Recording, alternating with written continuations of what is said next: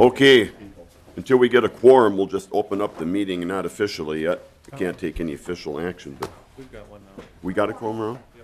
Okay, it looks like we do have a quorum. Go ahead with the, Mr. Gottlieb, the roll call. Representative Cornish. Here. Representative Johnson. Here. Representative Considine. Representative Dean. Here. Representative Hertos. Here. Representative Hillstrom. Here. Representative Howe. Here. Representative Lomer. Representative Lucero. Representative Newberger. Representative O'Neill. Representative Quam. Representative Rosenthal. Here. Representative Schoen. Representative Ward. Here. Representative Winkler. Here. And Representative Zerwas. Okay, we've got a quorum. Will somebody move the minutes of March 3rd? Representative Hertos moves the minutes of March 3rd. Any problems? All in favor say aye. Aye. Opposed? Okay, the first bill up is Representative Urdahl with House File 484. Where did he go? Oh, there he is. Representative Urdahl, I can move your bill to be recommended to pass and move to the Job Growth and Energy Affordability Committee. Okay, thank you.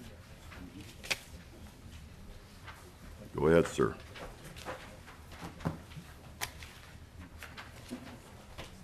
Just one moment, I got to get my papers straightened out. Here we go.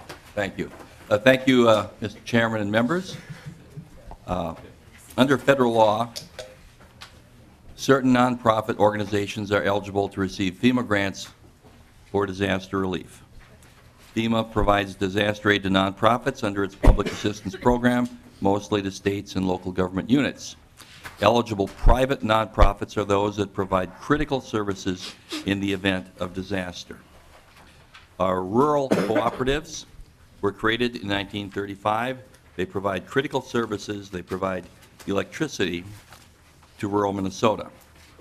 And nonprofit utility groups are eligible for the FEMA public disaster aid because they provide these critical services as defined in federal law. FEMA may currently provide up to 75% of the recipient's disaster cost. Co-ops, states, and local government units are responsible for the remaining 25%. The state of Minnesota pays part or all of the remaining 25% of eligible costs for local government units. The legislature appropriates money to the Department of Public Safety, who distribute it. Co-ops are eligible for the state FEMA match or the new state aid program for local government units that we passed a year ago. They're also eligible for DEED's business disaster relief, but this is not funded by the legislature for each disaster, and these grants are unpredictable. I want to make utility co-ops eligible for this disaster relief. Only utility co-ops are eligible in my amendment, in this bill, not social services or others who might be eligible for FEMA funding. Most of you can remember disasters that you may have had in your districts that left you without power and with your co-ops struggling with a monumental task. To me, this is about fairness. If you have a disaster in a municipally owned power plant in a town, it's eligible for the 75% FEMA and the 25% state match. If it is a disaster that occurs in greater Minnesota with an electric co-op, you get the 75% FEMA, and your ratepayers have to make up the 25%. And so this is a matter of making this a fair, even position. So with that, I do have a testifier. Okay, any questions so far? If not, yes, Representative Hillstrom. Thank you, Mr. Chair. Are these all not-for-profits, or are there any for-profit entities that would qualify under this statute? I believe it's just not nonprofits.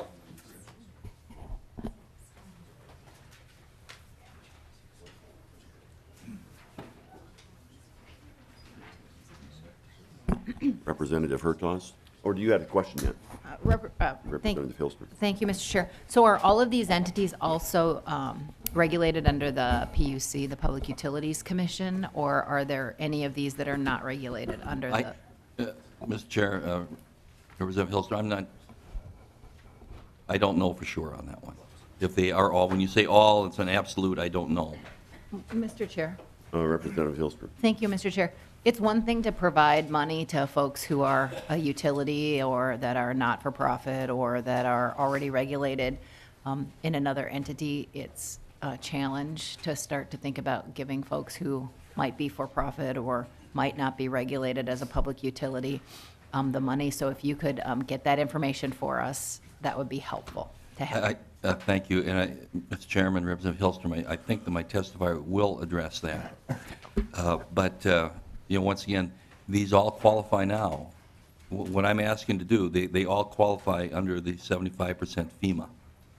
They just don't, at the present time, qualify for the 25% state match. Sir, if you'd state your name and title before you begin.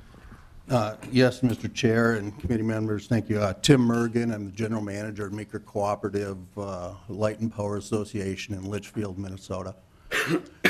If I may, I'll just go back to the questions that the representative asked. Right. All 45 cooperatives in the state of Minnesota are nonprofit.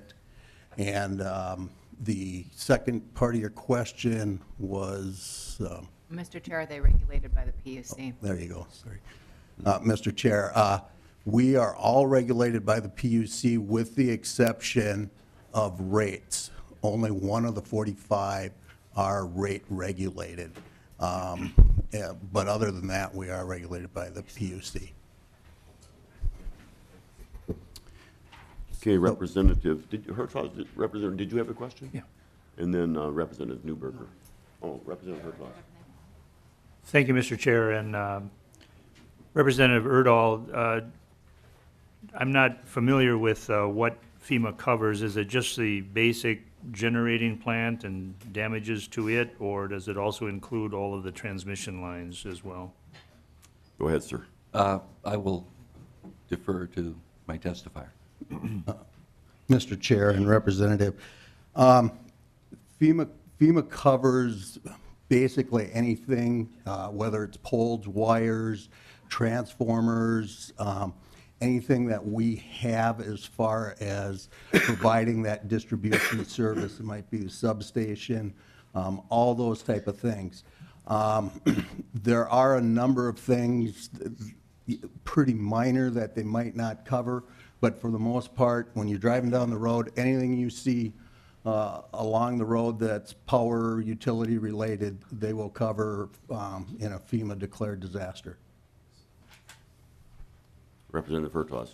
Thank you, Mr. Chair. And one more question relating to this, then I'm presuming that it requires a disaster declaration for this to kick in. But do any of the nonprofits, what mechanism do they have to take care of these things when it's not a federal disaster or a declaration is declared? Is that funds that are set aside and reserved to anticipate these things in terms of the kind of the burden of the rate structure? Or do they have insurance in any way, or?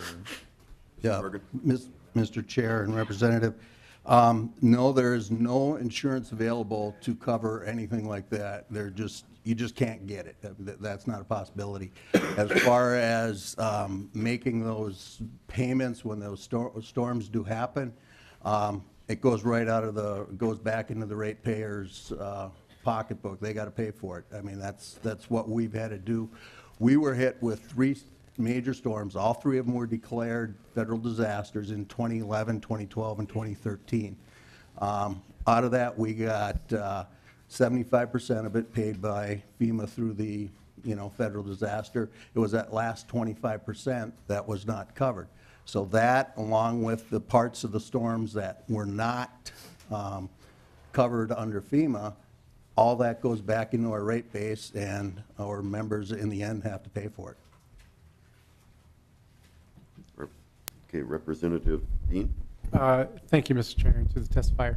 So, do local co-ops carry general disaster insurance, or is it more based on some type of inherent neglect that may happen, or an accident and not covered by natural disasters?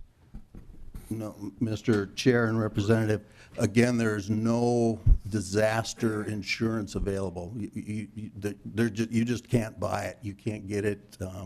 It's just something that's not available. So it's just, when your line goes down, you got to put it back up and it comes out of the ratepayers' pockets. Representative Newberger. Thank you, Mr. Chair. Just two brief questions. This is for the testifier. Would you consider what you do in the co-ops, the function of the co-op, would you classify that as an essential service for the public? Mr. Chair and Representative, absolutely. In this day and age, trying to live without electricity is just really an impossibility. And I'll give you just a real quick example. This is going back many years ago. I had an older gentleman who came up to me after we had an outage, and he asked me point blank, he said, "Do you know what happens when you lose power?" And of course, I sort of in the back of my mind, I'm thinking, well, yeah, I know what happens. But I said no, and he says, all hell breaks loose. And really, in this day and age, that's exactly what happens. Representative Newberger. Thank you, Mr. Chair. And then one final question. In your best estimation, how many people are served, get their essential electrical services in the state of Minnesota? Just give me a round number from co-ops. Newberger. Mr. Chair, Representative, I'm going to throw out a number, probably 1.5 million, I'm guessing. I mean, I just don't have a good handle on that statewide. I can tell you, Meeker Cooperative, we serve about 7,500 in our service territory. Now, we serve in Meeker County, Stearns, Renville, Wright County, McLeod, and Candy, Ojai. Excuse me, those are the 6 counties, with the majority of that being probably maybe about 75% of those customers or members are in Meeker County. Okay, Representative Hillstrom. Thank you, Mr. Chair. Just some clarification here. So are all of the utilities electricity? If you get the 25% that's not covered by FEMA, then will you be able to decrease the rates? And is this retroactive at all to the disasters that have already happened, or is it just disasters going forward? I'll answer the last one. It's, Representative Mr. Chair and Representative Hillstrom, it is not retroactive. And do you want to answer the two, or should I? Go ahead. Give me the first one again, please. Are all of the utilities that we're talking about electricity, or are there other utilities? I believe they are all electricity, Mr. Chair. And, Mr. Chair, and in the event that the 25% that's not covered by FEMA will be covered in the future, will that allow folks to have their rates decreased, as you know that your infrastructure will be protected in a disaster? Mr. Chair, Representative Hillstrom, that certainly would be up to each of the individual co-ops to decide, but I would imagine, for the most part, it would not be a reduction, it would be not an increase. Okay, members, any questions? Members from the public, anybody wish to testify? If not, Representative Urdahl, you want some closing comments before we renew your motion? Well, again, thank you, Mr. Chair and members, and all we're trying to do here is to help our residents of rural Minnesota, at least in this area, have an equal footing with those who have the benefit of living in cities and having the state of Minnesota pay for their share of the disaster, whereas currently in greater Minnesota, it's the ratepayers who have to make up that 25%. Thank you. Okay, thank you, Representative Urdahl. With that, I'll renew my motion to move Representative Urdahl's bill, House File 484, be recommended to pass and move to the, referred to the Job Growth and Energy Affordability Committee. All in favor, say aye. Aye. Opposed? Thank you, Representative Urdahl. Thank you. Now we have House File 801, Representative Johnson, new arson offense established.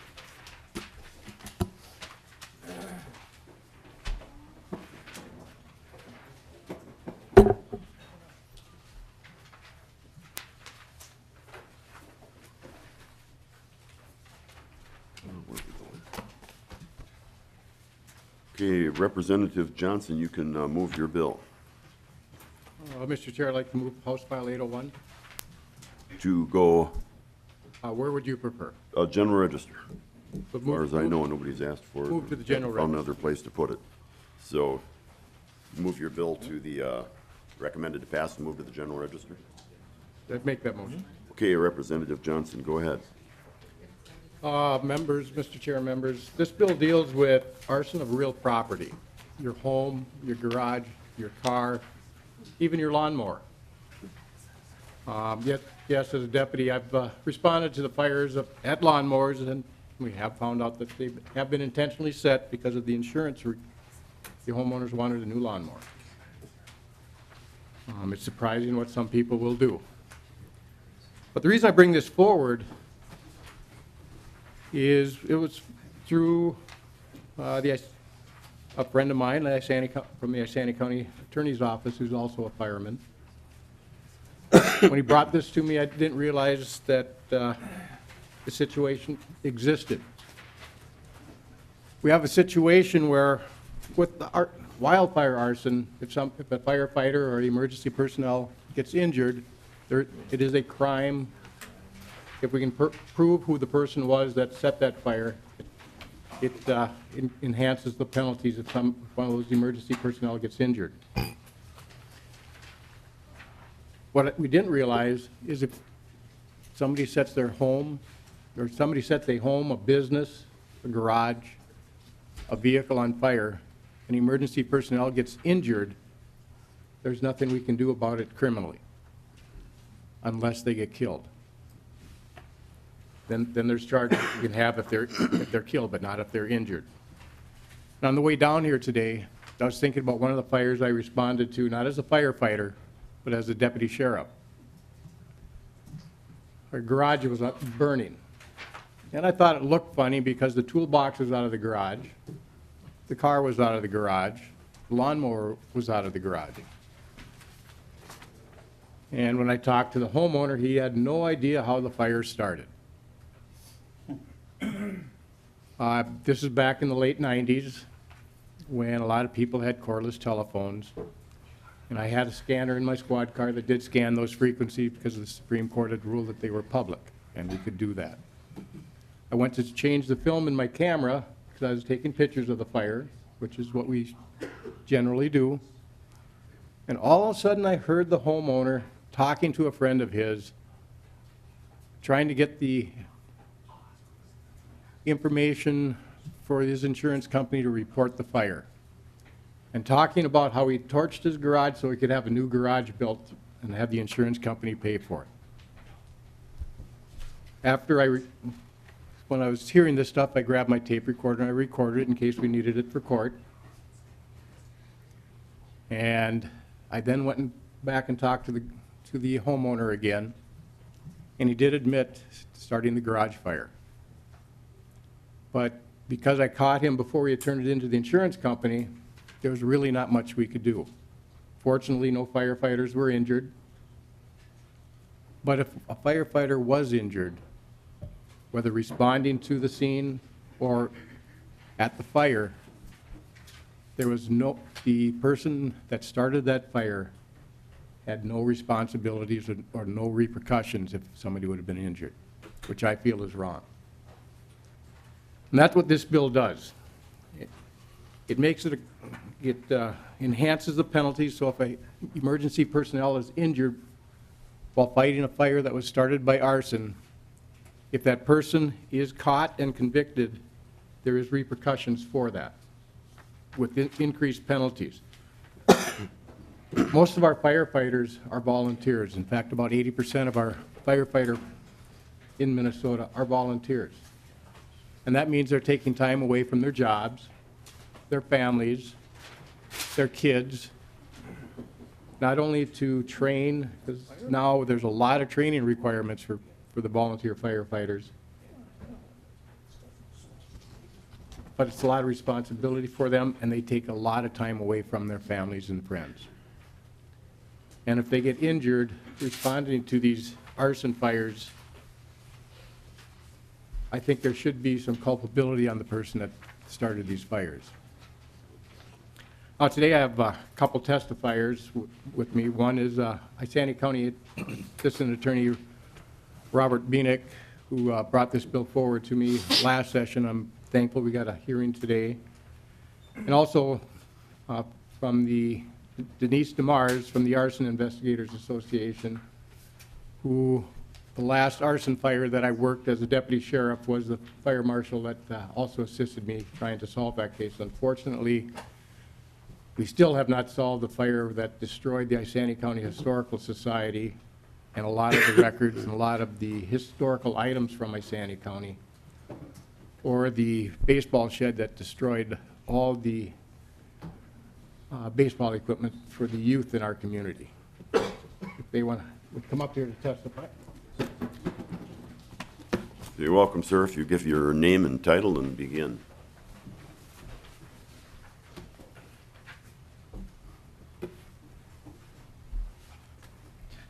Mr. Chair, members of the committee, my name is Bob Bienick. I'm an assistant Isani County attorney in the practicing criminal law in the Cambridge area. Also, I live in the Hugo area, and I'm a captain on the Hugo Fire Department. So I've had kind of a particular interest in in this arson legislation. A couple years ago, I had worked on there's some changes we made to the wildfire arson statute. And I'm here today because there's some other issues that have been identified in the current statutory scheme we have for arsons that we need to kind of plug the gap with this legislation. When you look historically, arson traditionally involved buildings or dwellings, and as kind of the law developed, you saw that there was also a realization that sometimes personal property could be set on fire, and there were certain risks that would occur and damages that would occur because of that. And then the law also recognized that explosions really made sense to kind of add that into kind of the traditional harms that could be associated with arson.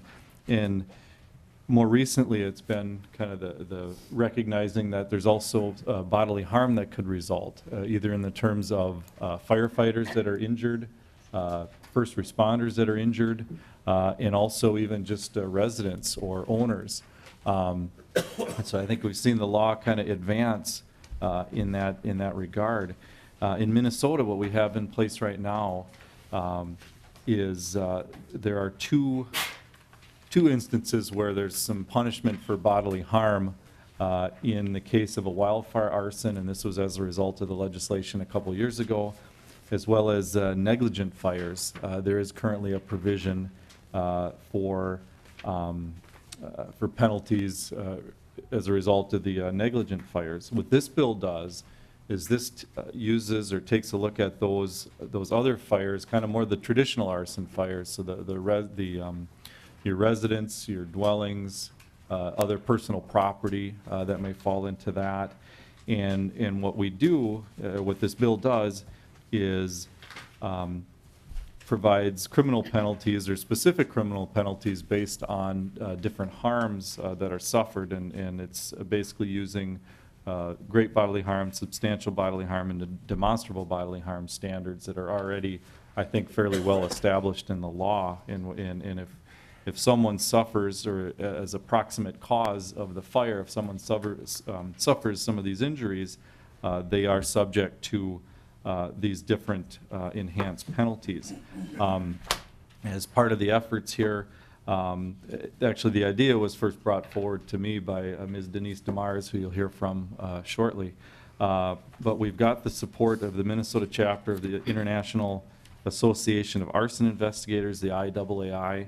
We've got the support of the Minnesota State Fire Chiefs Association on this bill, and we've got the support of the Minnesota State Fire Departments, the Fire Marshals Association of Minnesota, and the Minnesota County Attorneys Association, the MCAA. Also, this bill has been reviewed by the State Fire Marshals Division, and they have no opposition to the bill. The DNR, the Minnesota Department of Natural Resources, has taken a look at the bill, and they also have no objection or no problem with what we're doing. And so, based on that, I ask for the committee's support and ask that you vote in favor of this bill. Okay, questions so far? Do you wish to testify, ma'am? If I have to, Well, it You doesn't seem to covered be a it. real, doesn't seem to be a real controversial bill, so you don't have to. Any questions so far? Representative Ward. Thank you, Mr. Chair. Just curious about adding felonies to the system. Seems like it makes a lot of sense, and I appreciate the bill.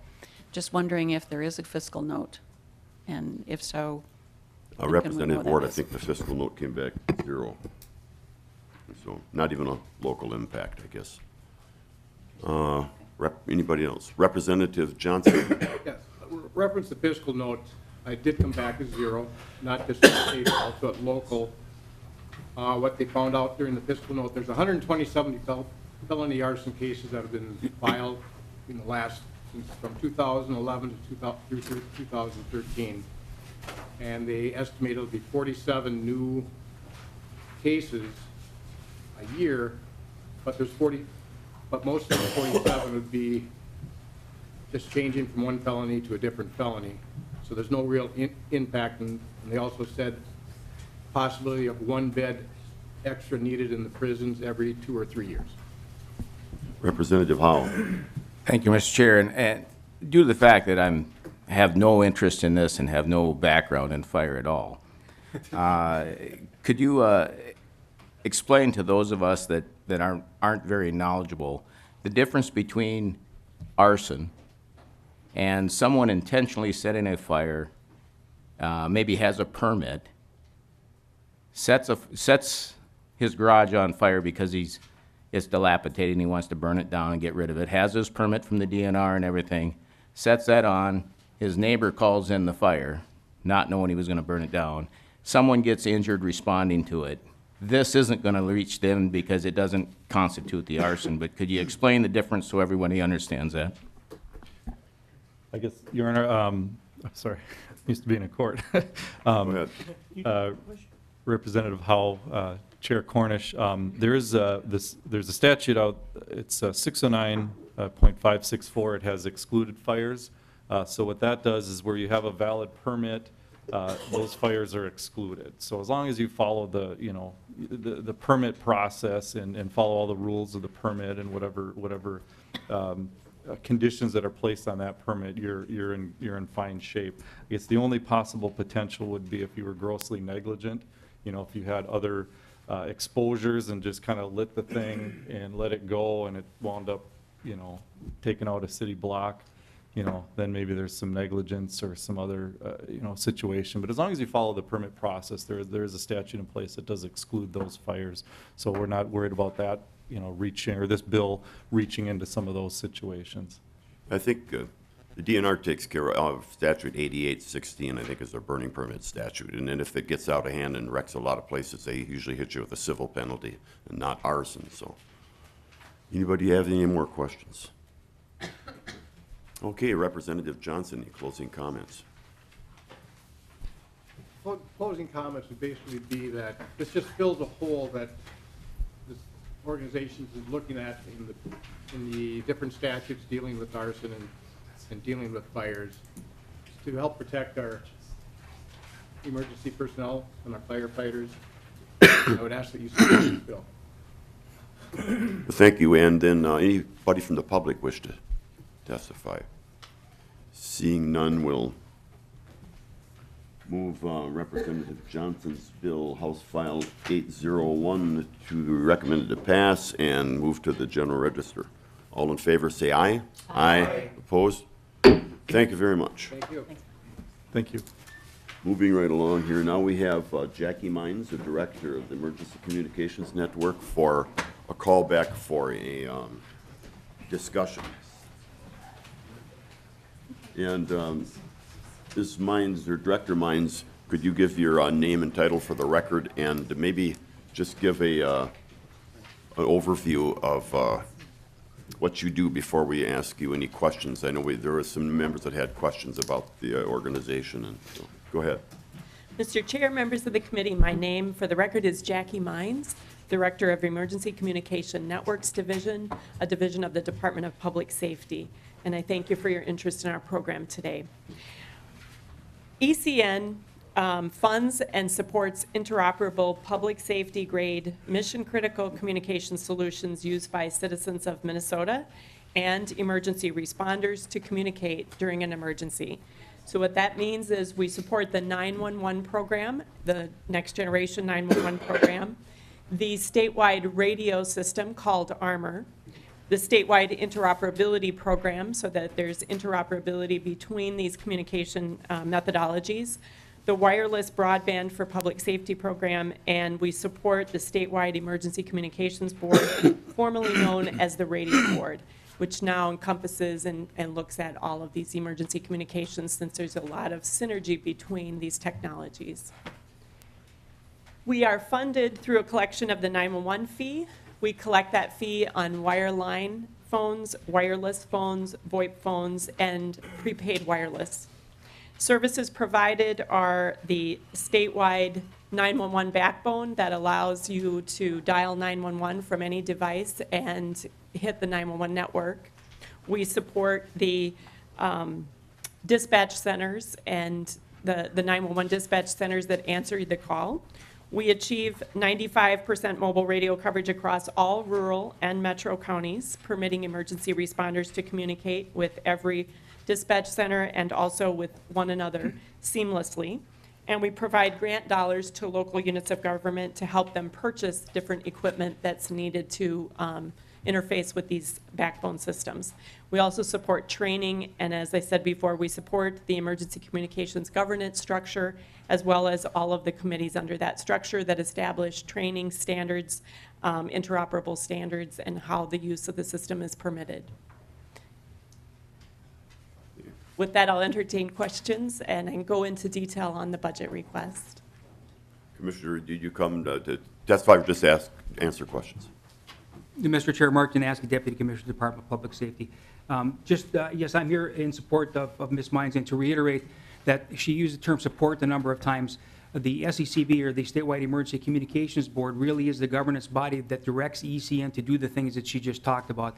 And the Commissioner of Public Safety is designated as the chair of that board, and I serve in that role as her proxy. Okay. I would like to give you a list of questions here that we've been wondering about, if you would, Ms. Mines or Commissioner Dansky.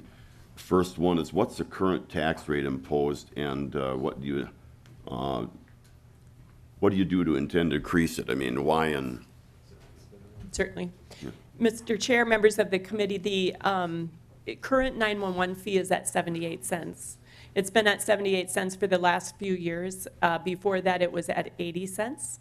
And we are proposing to raise that fee to 95 cents, which is permitted under this current statute, to support these initiatives. Which initiatives, again, is that, just quickly? So I'll just go into detail on the different items. The budget request is based upon the division carrying out the strategic direction that the Statewide Emergency Communications Board has identified for the next 5 years. The board met this fall to create this strategic direction, and the items before us are the ones that the board would like us to proceed to implement. And the first of those is support text to 911 application. So we're asking approximately $1.5 million each year to help develop the services that will allow this to take place, and the public education program that we'll need to embark on to make sure residents of Minnesota know how to engage text to 911 when it's appropriate. This is especially useful for our members of the deaf and hard of hearing community. They have basically are not using TTY machines or TDD machines anymore. And this text to 911 option is also highly supported by the FCC. People in domestic violence and home invasion situations would also benefit from this. The goal is not to replace voice, but to have an option for those people that need it when they need it. The second initiative is to support geographical information systems for next generation 911.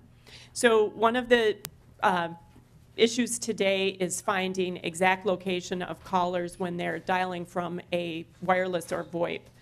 The network works so fast that you can actually hear the call ring at the dispatcher at the same time the caller's actually hearing the ringback tone. So one of the challenges is making sure that wireless carriers provide exact location at time of call setup. To do that, we need to make sure that we have collected and validated all of the county's geographical information system information, and we will use that at the point wireless carriers are ready to provide it to validate which PSAP or 911 dispatch center to send the call to, and also to make sure we have your exact location when you call. The third initiative is associated with Armor. So the statewide radio board decided that it would be best at this point in time to continue to keep the Armor system upgraded on a regular basis. The advantages to doing that are that typically the types of software upgrades that are provided have to do with security breaches that happen over time with the different types of communications hardware in the system. So to ensure that we have the system kept up to date, because there is a significant investment in the system, as well as making sure that counties have an understanding of how to budget each year, as well as our office budgeting each year, we're supporting the upgrade process. The 7.19 upgrade is something that will occur 5 years from now, but we need to raise money over the course of the next 4 years and upgrade about some of the users on the system who've been on the system for a number of years. So there's some large pieces of that infrastructure that are end of life cycle, meaning they've been in use for about 20 years, which is typical life cycle for something like that. And this is a 50% matching grant for specific pieces of that hardware that would offset some of the local costs associated with that. Primarily that affects the metro area, St. Cloud and Rochester, who were the first users of the Armor system. The last increase we're looking for is a general increase in operating budget. The first of that reason for that is we need to increase the state's portion of some of that hardware for the 7.19 upgrade, and then the other 2.9 each year would be for the increase that it costs us to run the next generation 911 network. And I'm open to entertain questions. Thank you. This is a big whack in one time. I was wondering, there was some skepticism when we thought about getting into this new system and about this very thing, increases in costs. When will it stop, you think? I mean, we get to the max, and then what do we do? Are we going to continually upgrade these things, or it seems this is a pretty new system. It seems to be wearing out fast.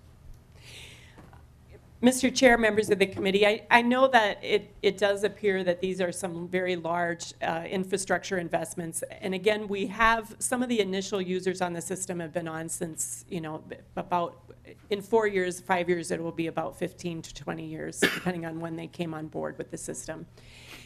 I think that the big question in front of the board was, do we take the risk of not upgrading, and then since we know we will need this system in the foreseeable future, we're looking at least the next 10 years, would we stop upgrading it? There's a risk involved in that as well, and that is keeping the system, excuse me, keeping the system secure, as well as if we find out in a few years that we would need to upgrade it for some reason, a feature that's necessary or whatever it is, that upgrade cost might be quite large. So what other states who have done that have looked at is a $30 to $40 million hit at one time.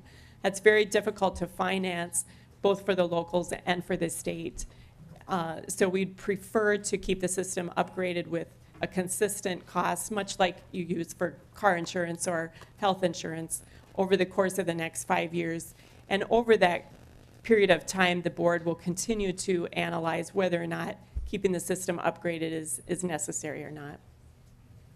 Okay, we'll go to the third question, and Representative Lucero and others might have questions. Do you have a detailed breakdown of how you spend the local grants and subsidies? Where are the money going as far as how much to metro versus rural? I don't have an exact breakout, Mr. Chair, members of the committee. However, a couple of years ago, we verified how much was used, how much grant money we'd sent out to locals to build the armor system. And generally speaking, over both entities, both the Metro and Greater Minnesota, it was about 50% of their local cost. The Metro obviously has a much greater investment in that, so it's a little bit less than the Metro, but we have always tried to give out grant money commensurate with the type of cost that each of those entities is incurring. Commissioner Dineski. Mr. Chair, if I may, going back, I want to remind the committee again that all this is vetted through the Statewide Emergency Communications Board, and they have a finance committee that meets, and the board is very, very active. So these discussions about grant dollars and how the grant formulas are going to be made on an annual basis go through that governance body and are, quite frankly, debated quite frequently. Okay. Representative Lucero. Thank you, Mr. Chair, and my questions are for either testifier, and I have several. The first one is in regarding to the location service on the mobile devices themselves, how is that triggered? The ability to locate or pinpoint somebody. So that begins with the wireless carriers. So right now, the wireless carrier triangulates your call at call setup, and they use 3 towers approximately to locate your location. It does take a little while to find that location at this point in time. The FCC's requirements are to build a set of milestones over the next 6 years to pinpoint more accurately, more quickly, each caller's location. That then is pushed into a location database at the time of call setup and delivered at the 911 dispatch center. Okay, thank you, thank you, Mr. Chair. And just maybe to be more specific on my question, when I dial 911 on my mobile phone now, it enters into what's called emergency mode. Mm-hmm. And is that what triggers? In other words, do I control when I dial 911? Is it the user, the holder of the device, who controls the ability for the system to pinpoint them and then to be able to turn that off? I guess to be more specific on my question. Ms. Mines. Mr. Chair, members of the committee, that is correct. You can control that ability yourself, like you can control turning off your ability to dial 911. However, I want to make clear that we're not tracking your device from 911 perspective. We are at call setup, that triangulation or that location of your device is being initiated, and it's being initiated by you dialing the digits 911. Okay, thank you. The next question is, when I'm looking at the proposal here, I'm seeing the words implement text to 911, upgrade hardware. I'm sorry, you're not seeing this. This is a summary of what you're proposing. But it's implement, it's upgrade the hardware components, it is create the 911 interface. The word create is equal to deploy. I'm in the technology field, and whenever we're implementing new infrastructure, new systems, there's naturally this need for more staff. But after it's deployed, then it goes back down again because it's a one-time thing. Mm-hmm. So in the request here, the terms implement, upgrade, and deploy these new systems, but then I'm seeing the request for 2 more FTEs. Now, I understand you will need those to do these things initially, but then in general, we implement new systems because they're more efficient, and they will reduce the number of hours required from employees. So my concern here is after we engage in those initial deployment activities, the 2 FTEs that are being requested are going to continue on in perpetuity. Is my understanding correct? Dr. Mines. Mr. Chair, members of the committee, that is correct. That is the request at this point. We have just traditionally, as I said before, we've lowered the fee, we've raised the fee. You know, we do that based on the needs of the business at that time. we are going through quite a change in the technology that people are using. And one of our concerns is being able to keep up with that technology and making sure that we have the resources and the knowledge available on staff to be able to direct the correct purchase of technology and support of that technology. In the legacy 911 world, when all we dealt with was, you know, you dial 911 from a stationary device. That stationary device doesn't change unless you move, you know, from one building or to another, or you change home addresses. That technology was pretty straightforward. Now it becomes much more difficult, and we have to have the technology expertise on staff to be able to troubleshoot. And we're utilizing multiple vendors as opposed to just one vendor. Like in the old days, it was just the telephone company. The telephone company had staff that really understood how 911 worked. Now we tend to work with multiple providers, and we need to help identify where is the problem, how do we fix it, and push those vendors to move forward in the correct direction. So it takes a little more expertise. There might be a point in the future where we don't need as much, where this technology settles down and we can operate with less staff again. But we have a small staff to perform the projects we're doing today. And one of the things we want to make sure is that we don't stretch them too thin and, you know, make decisions that we're not able to without proper vetting and understanding. Thank you, Mr. Chair. Just one, not a question, but just a comment, and I very familiar with that. So being a technologist myself, we never reach the end point. It's a continual learning process. It is a requirement to keep our skills up to date with the new software and technologies that are constantly emerging. But when we're learning the new stuff, we're changing our processes. So granted, the old 911 system was a process that current FTEs in your department were familiar with, but as the capabilities have changed, the processes are going to change. So I would think that those same people currently on staff, just like I have to do, will learn the new processes, but learning new information and new ways of doing things with new technology shouldn't necessarily require more staff. It's retraining existing staff. I guess that's the concern I'm getting at with the request for 2 additional FTEs. Okay. Representative Dean. Thank you, Mr. Chair. And my question is regarding the cost. You had mentioned the granting of funds, and so sort of I have 2 questions. I'm assuming that the granting of funds is primarily for hardware, not for software and for added staff costs. And with that being the case, I'm assuming that local jurisdictions that have their own systems are going to incur a larger burden of the costs as the switchover takes place. Would that be a correct assumption? Director Mines. Mr. Chair, members of the committee, there is a labor component that each organization will have to incur, and the other 50% of the pieces of hardware. However, our partner agency at MnDOT supports a lot of this initiative, and they have offered to help support the local regions so that they would not necessarily have to hire outside labor, that they could help either train their existing staff or show some support in that area. And this is done quite often. So I'm not going to deny that there will be a cost at the local level. Typically, our match is not at 50%. We did that on purpose because to budget properly for a grant, we need to know ahead of time to go to the legislature what our costs will be. Labor cost tends to shift because someone in the metro might hire someone at a higher rate than someone in the rural area.